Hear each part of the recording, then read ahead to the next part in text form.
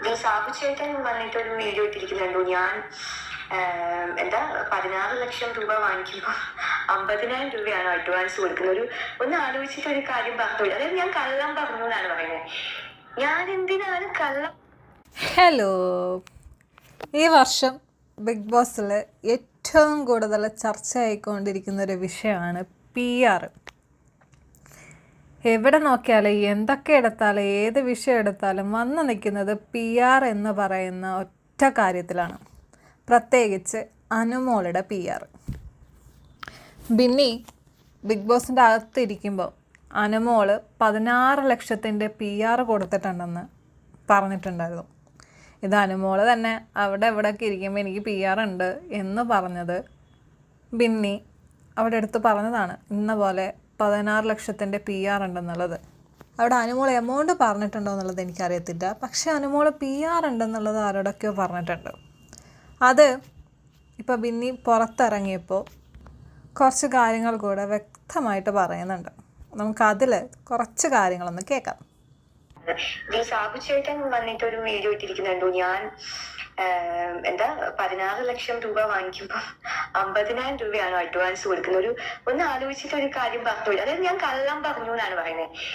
ഞാൻ എന്തിനാണ് കള്ളം പറയുന്നത്? 50,000 രൂപ എന്നുള്ളതും ഈ 16 ലക്ഷം എന്നുള്ളതും അവള് മൈക്ക് മാറ്റി പറഞ്ഞ കാര്യം. എനിക്കത് പ്രൂഫില്ല. ഇവർ 50 ആയിക്കോട്ടെ, 16 ആയിക്കോട്ടെ, 12 ആയിക്കോട്ടെ, 5 ആയിക്കോട്ടെ, അത് കള്ളം പറയുവാണെന്നുണ്ടെങ്കിലാണ് ഞാൻ കാൽക്കുലേറ്റ് ചെയ്യുന്നത്. ഓക്കെ, ഇത്ര പെർസെന്റേജിൽ കൊടുക്കുമല്ലോ. അവള് പറഞ്ഞ കാര്യം അത് സത്യാവസ്ഥ ഉണ്ടോ എന്ന് പോലും എനിക്കറിയില്ല. അത്ര രൂപയ്ക്ക് കൊടുത്തിട്ടുണ്ടോ, അത് ശരിയാണോ എന്നൊന്നും ഞാൻ അന്വേഷിക്കാനും പോയിട്ടില്ല.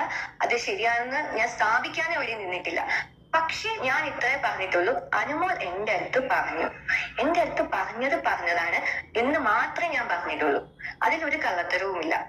അതേ കാര്യം അനുമോൾ PR ഉണ്ടെന്ന് എന്നോട് പറഞ്ഞതുപോലെ തന്നെ ഷാനവാസിന്റെ അടുത്ത് പറഞ്ഞു, ആദിലയുടെ അടുത്ത് പറഞ്ഞു, നൂറയുടെ അടുത്ത് പറഞ്ഞു, അങ്ങനെ പലരുടെ അടുത്തും പറഞ്ഞു. അപ്പൊ പിന്നെ ഞാൻ പറഞ്ഞു എങ്ങനെ കള്ളമാവും? ബിന്നി ഈ പറഞ്ഞത് കള്ളമാണെന്ന് ഞാൻ പറയത്തില്ല.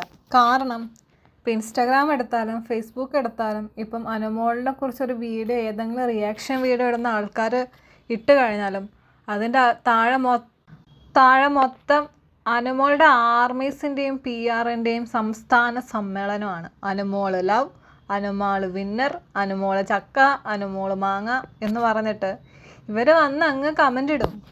നിങ്ങൾ ആരുടെ വീഡിയോ വേണമെങ്കിലും എടുത്തു കൊണ്ടുപോയി നോക്കുക, അതിൽ കാണാൻ പറ്റും. PR controversy. അതാ പറഞ്ഞത്. പറയാം, എനിക്ക് വിഷമം എന്താ വന്നെന്ന് വെച്ച് കഴിഞ്ഞാൽ എല്ലാവരും പറഞ്ഞതല്ലേ ഞാനും പറഞ്ഞത്.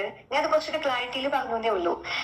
ഈവൻ ആ ഒരു ടാസ്ക് ബിഗ് ബോസ് തരുമ്പം എല്ലാവരും പറഞ്ഞത് അനുമോളെ തന്നെയാണ്, അനുമോളുടെ കാര്യം. കാരണം ഏറ്റവും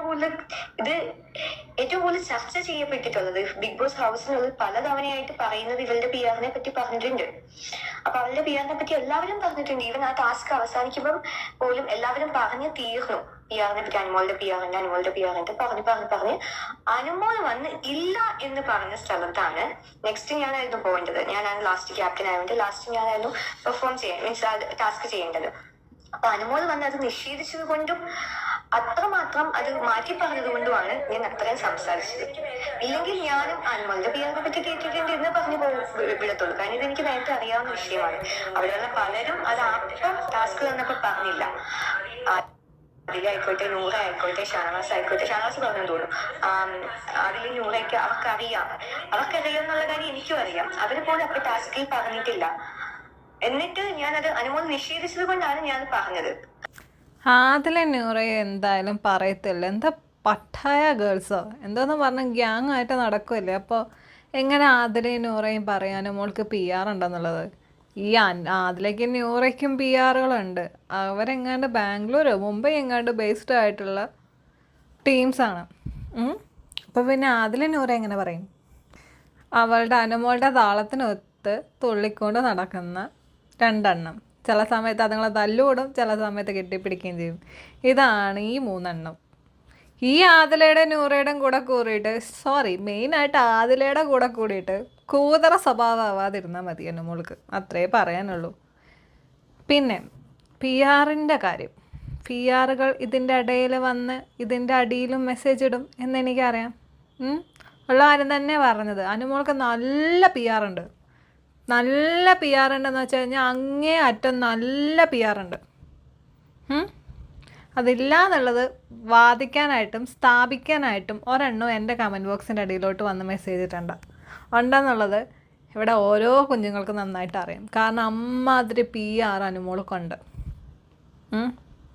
ശരിയാണ്.